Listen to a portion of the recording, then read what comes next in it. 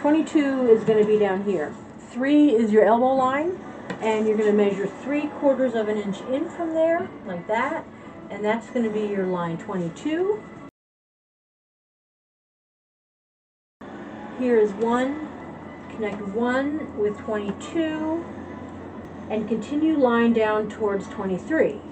I'm just going to run it all the way down to that wrist line. 23. 23 falls at intersection at bottom line, down here. So here's 23, here's 10. We have to find the center of that. So mine is 5 inches, so that's a 2.5, and that's going to be 24.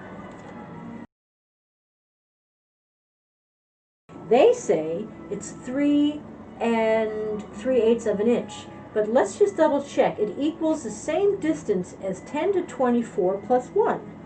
So 10 to 24 is 2.5 plus 1 is 3.5. So in fact, for me, 25 from 10 is going to be 3.5 inches. 25. 26 from 8 is 3/4 of an inch. So 8 is here on the elbow line. So we're going to measure 3/4 of an inch in, and that's going to be 26. Whatever 3 to 22 is, that's what this measurement is. So if for some reason 3 to 22 you had off, you would have that same measurement on this side. So here's 26, here's 27.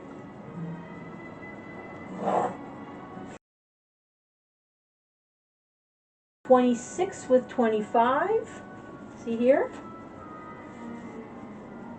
And you're going to continue that line like 1.5 inches farther down. Lay long arm of square on the 26-25 line, right? So that's here. The next part of that sentence is with short arm resting on 10. So right now, my short arm isn't resting anywhere. So I'm going to scoot this down until I'm on the 25-26 line and the short arm rests on 10. And then I'm going to draw this line out. Ooh, I barely made it. Okay, so we've just created this new little triangle here. 27 falls on intersection of the 25-26 line and the 10 and 27 line here. So that's going to be point 27. Elegantize the wrist line, because right now we have 27 to 10, 10 to 24, which is like very angular. So we're going to take our curved ruler and we're going to see where the curved ruler can fit between 27, 20, and 24, and we're probably going to end up cheating. We're going to extend that 10 point a little bit farther down so that we can improve this wrist line. You see, so now it looks a bit more elegant. At 24, and then from 24 to 23 is going to be a straight line. Step 28 is the elbow dart. So 28 is centered between 11 and 26. So for me, that is, oh geez, 6 7/8. So that means it's going to be 3, right? That's half of 6, and 7/16. Ugh.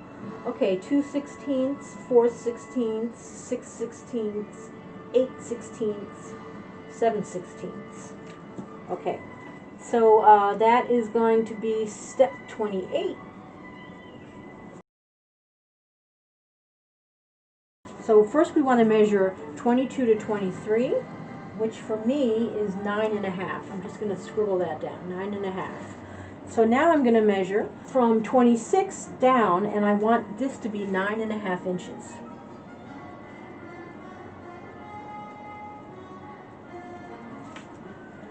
and that's going to be 0.29. 30 from 26 is the same as 27 to 29 minus 3/8 of an inch. So measuring 27 to 29, I have 1 7/8 of an inch. So 1 7/8 minus 3/8 is 1 4/8, which is 1 1/2. So 30 from 26 is 1 1/2.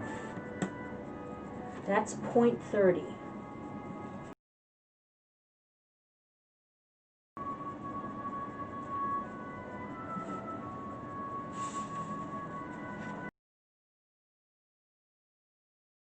"31 from 28 is the same length as 26 to 28. So 26 to 28 in my case is 3 3/8. So I'm going to make 28 here, 3 3/8. So it's just like a 1/8 of an inch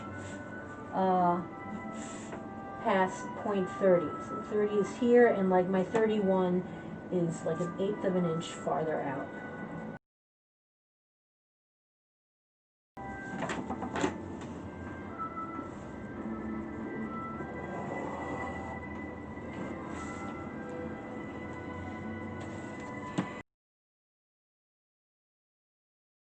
Great, so now we have our sleeve pattern. I'm going to be curious to see how it fits because it doesn't really look like the sleeves I'm used to.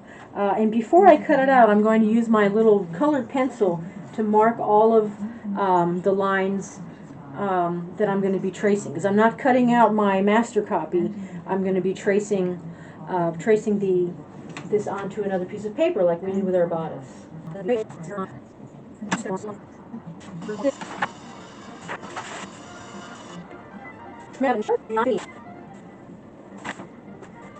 Okay, so here's the sleeve, and now I'm going to trace it out on another piece of paper.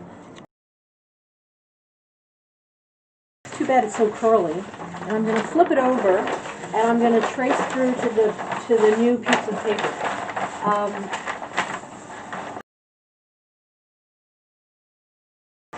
I'm also going to be putting a piece of cloth underneath it so that it gives it a few more teeth to bite through, and so I don't perforate my work table.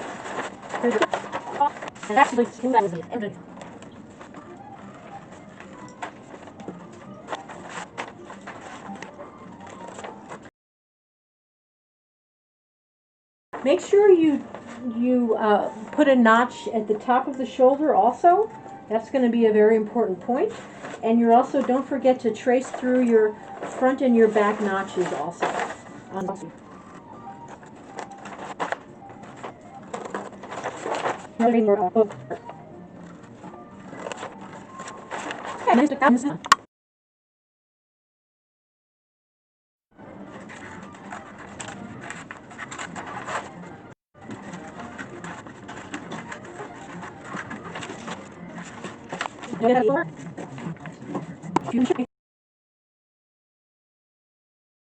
You notch the top of the shoulder, that top line, and the front is going to be a single notch, and the back is going to be a double notch. So find your notch, and then you can do a second notch so that you know it's the back, like 1/4 of an inch away.